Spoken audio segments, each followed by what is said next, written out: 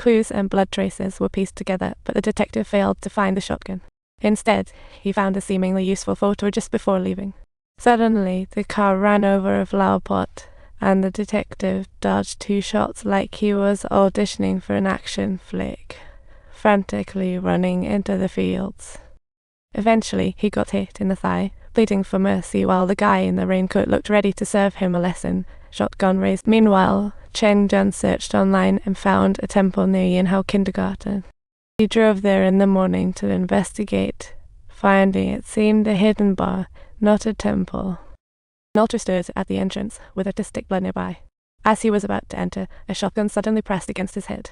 Meanwhile, Yinhao found the detective's flowers from last night upon arriving home and rushed in. At the altar, she found a note reading Yinru must die, leaving her confused and overwhelmed. At first, she didn't want to harm her sister, but soon fell back on the decisive deck, burning the paper resolutely. She hurried out, completely oblivious that the police were tailing her. Meanwhile, Ruihe received an urgent message from the detective asking to meet up to discuss something crucial, complete with an address. Meanwhile, Yinhao followed her, forgot carpooling, and made a hasty U-turn to flee.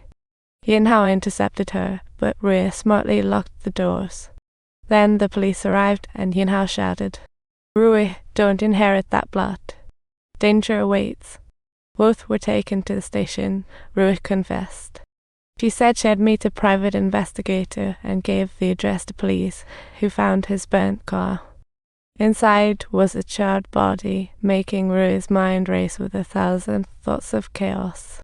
Rui deduced it was Yinhao, as the detective searched her home for a shotgun last night, and now disaster has struck. It seemed Yinhao was pretty suspicious, but she flatly denied it, claiming she wasn't even home last night. If the detective was killed by her, why text Rui later? Why track him? In reality, she was following Rui to protect her. The reason being, after inheriting the grave, strange stuff started happening to her sister.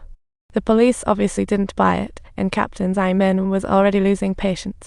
He yelled at her to spill the beans, but Yinhao surprisingly yelled even louder, showing signs of a serious mental. However, wild antics won't work at the police station.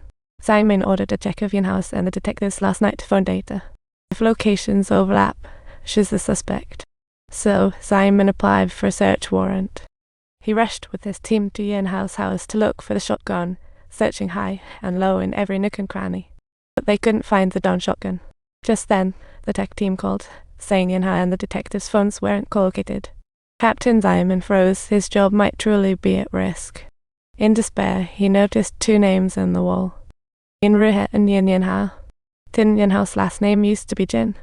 Is she planning to change her surname? This left Simon torn, while Lone Wolf Chen Jun found the temple where Yinhao once studied washi trees. But the monk at the temple didn't recognize Yinhao at all. This guy seemed like a bit of a novice, even clueless about the charms Yinhao had. He had just taken over this temple from his grandmother a few years back.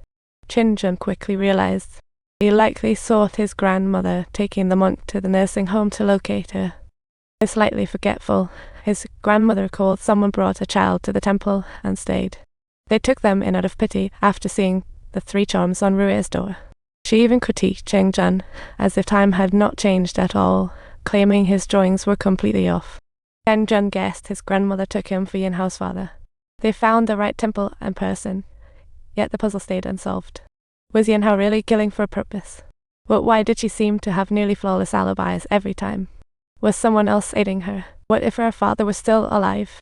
Would she actually go after her son-in-law? Or was she seriously contemplating putting her daughter in danger? Just as she was deeply puzzled, the coroner suddenly made a call.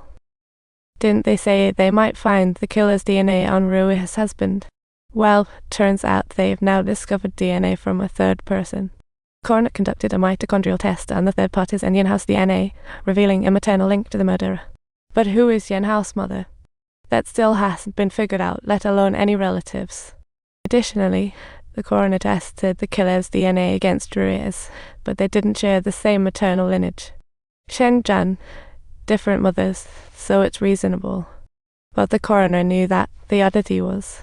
The killer also shared the same paternal bloodline as Rui, and was a woman, leaving Chen Jun utterly baffled. The coroner admitted it was puzzling, but presented the findings for Chen Jun's consideration. Meanwhile, Zhang Minyan released Yinhao without evidence and was heading to her superior with a resignation letter. Upon learning Yinhao was released, Rui worried for her life and immediately sought out the property seller, Brother Yanjing. Upon learning Yinhao killed the detective, Yanjing flew into a rage, couldn't understand the police's release, and said they must rely on themselves. Rui was there for exactly that reason too, and they struck a deal. Meanwhile, Sheng Jun returned to the station, finding his team idle in the office.